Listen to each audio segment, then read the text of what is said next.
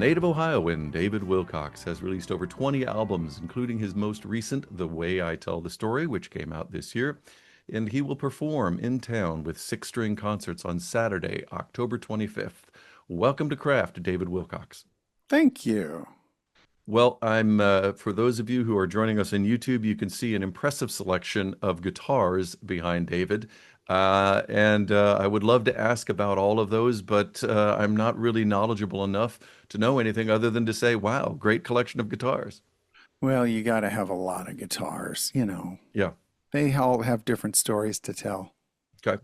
Which one will you be bringing to Columbus? I'm curious how you choose which It's is your actually travel. not here. It's in a case in the other room. Yeah. Okay. So that will be a special surprise when people go to your event on October 25th, when you'll Yeah. bring out that special guitar. So your song, The Way I Tell the Story, describes the aftermath of sort of an accident, and you describe it later as, what good would it do me to just replay the past? Accidents will happen, and this one happened fast. So tell me about how your songwriting helps you process difficult events and avoid replaying them, because that's something I personally do very much constantly. Wow. Well said.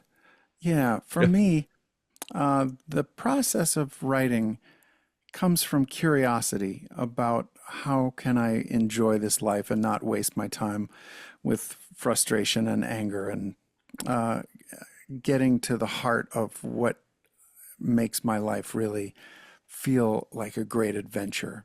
And so uh, the writing process has always been something that I do as if I'm sort of asking my own heart, hey, what do I need to know? Anything you're trying to tell me lately?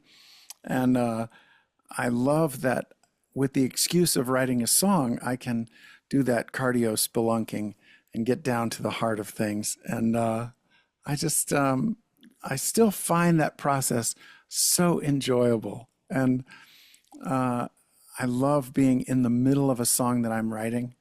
Some people love to finish a song. I love Mhm. to be halfway through. What And is there about halfway through that appeals to you? it feels like it's abiding in that place of unknowing and asking the questions and trusting that the music can lead me with an open heart to feel some things that will be sort of like guidance for me. Changing what starts as an angry song into a compassionate song, into a song that gives me energy and vision. And I just love that I've found better reasons for doing music after all these years, and it has become just a way to make life more juicy and fun and interesting. We're going through such interesting times right now. Do you find that how do you find that that plays into, you know, looking into your heart when you're writing songs? Yeah, well, the song that I'm working on yesterday and today is uh, a song that may never get sung, but it's really good for me to write it. And it's about, the that Help Liberty Stand is the title of the song. And it imagines that, Miss Liberty is kind of on rough times. And I imagine her, like face down on the pavement with handcuffs. And so it's kind of a gruesome, cathartic song, but it's one that kind of helps me kind of grieve what I need to grieve, and it's a kind of a call to action to keep these conversations going with my neighbors and find our common ground. And yeah, it's times get tough and music gets good. I Mhm. love how songs can be there for us when we need them. Okay.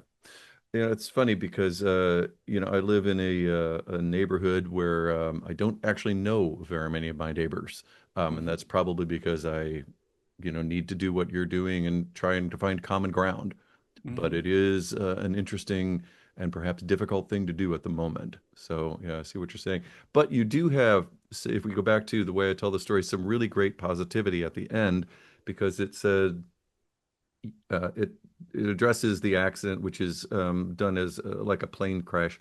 You could say I crashed and burned, but I can say I flew. So tell me about how that works for you. I mean, how do you arrive at that kind of a positivity after, trauma or difficulty? I have come to believe that the human heart effortlessly heals when we let ourselves sort of delve with curiosity into our emotion. And I think it is a great trade to start with old pain and, in the process of writing a song, come up with energy and enthusiasm and compassion. And I think it's it probably sounds woo woo if you haven't experienced it, but I think it is pretty effortless to trust that the heart has a reason for leading us into what we need to heal. And the reason is, not just sort of dealing with old pain as if we're throwing out trash, but finding a way to tell a better story about it. And, uh, telling a better story about the past. It doesn't change the past, but it changes the meaning of the past. And I love how, in the context of a bigger story, the stuff we've been through can mean something to us and matter and give us a better arc of a story, a better sense of where I've come from and where I'm going. Mhm.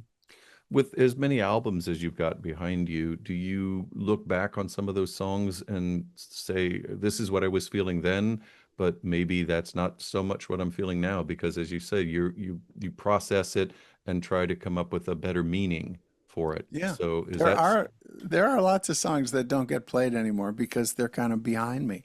And there are still old songs that I navigate toward. Mhm, They mark a way of seeing that I want to remember. And the song kind of holds me accountable to that being possible, mhm, to have a sense of wonder and belonging and adventure about all that we're going through. mhm.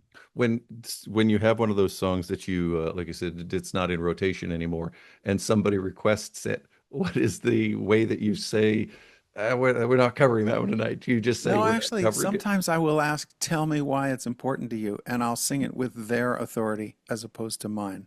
Okay, that makes a lot of sense. Yeah. So what's next for you now that you've got a new album just coming out? It's that horrible question. Where are you headed now that you've got this?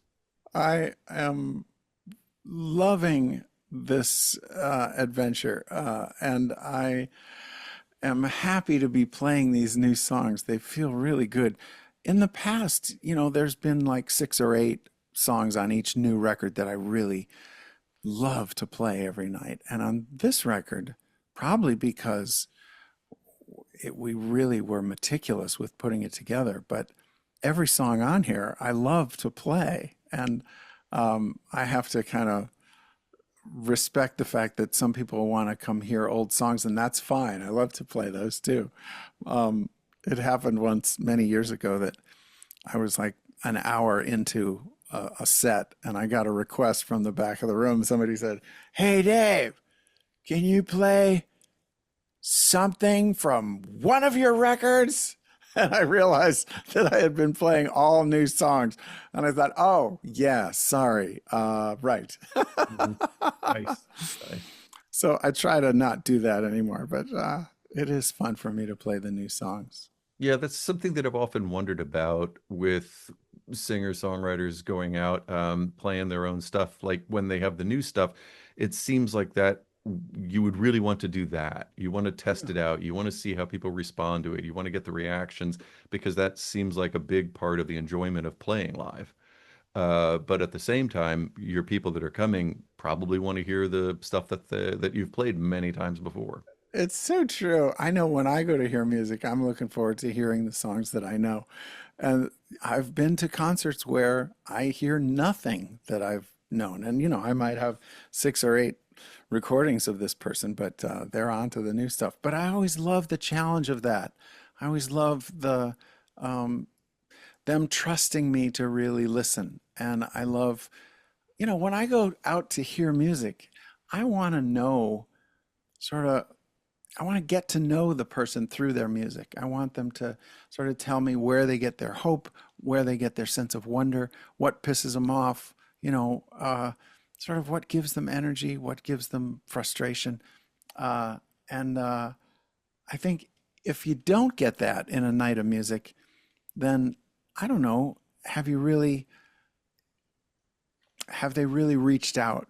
I think that my particular taste in music is like this sort of gathering back from this reconnaissance where you send the scouts out into this wonderful life and say, what have you come back with? What have you found? How can we really make this life exhilarating and satisfying and beautiful in the midst of all the tough worry and sorrow and Hmm.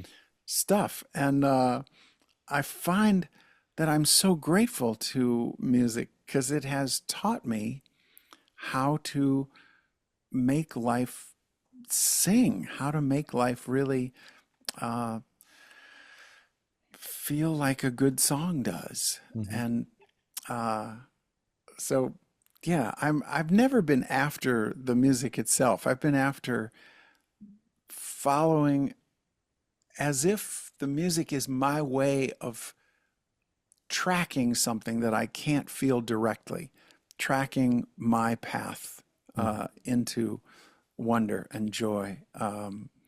And it's, yeah, it's just that's what my heart is most sensitive to. So that's how I can discern gradually. In the process of writing a song, I might spend 3 days sort of gradually accumulating a certain kind of point of view, a certain brave, confident, loving point of view. And then when I sing that song, I take 3 days worth of bravery and sing it in 3 minutes. And it gives me this little taste of what it would be like to live that way, not just sing it, but live it. Hmm. And so I only play the songs that I'm trying to live into. And I love that it has given me this simple, playful way of uh, really imagining that it could be better. That my way of living, my way of seeing, um, uh, is much more uh, mysterious and interesting than I have imagined. And I could, yeah, the songs lead me there. Yeah. It's Yeah, cool. as you were describing it, I thought that's a lot of responsibility on the song. It's a great vision of what that song is going to be because you're asking it to, put you in this certain space and to allow you to find understanding about things that have to be approached um, not directly Uh-huh. because that's so much of like literature where and your metaphors for the plane crash and stuff like that are Yeah. not approaching it directly. It is, I assume, not a direct description of a plane crash, but a I love, metaphor. yeah, I love when a song can walk beside you and lead you someplace where you wouldn't intentionally go, a way of seeing that might be startling at first, but with this nice metaphor, you just kind of gently walk into this way of seeing that surprises you. I Yeah. love when songs do that. It's sort of the difference between a sign and a symbol. The sign is like hurriedly made. If you want to hold up a sign, you make it the big print, you make it bold. It's going to be a little bit sloppy, but there's an urgency there. There are songs that after you hear the first 2 lines, you're not going to be surprised. The song is just basically speaking a sign, a point of view. And if you agree with it, great. If you don't, it's not going to change you. I Mhm. love a song that can actually start a conversation and start it with a sense of curiosity, like, oh, I'm not sure why I'm feeling this. This is showing me a new side of this issue or whatever. I love a song that walks you into new territory. Okay. Well, we will look forward to walking into new territory when you come to town on October 25th and sing songs, some of them from your new album, some of them from the older albums. So thank you very much for talking to me today, David Wilcox. My pleasure.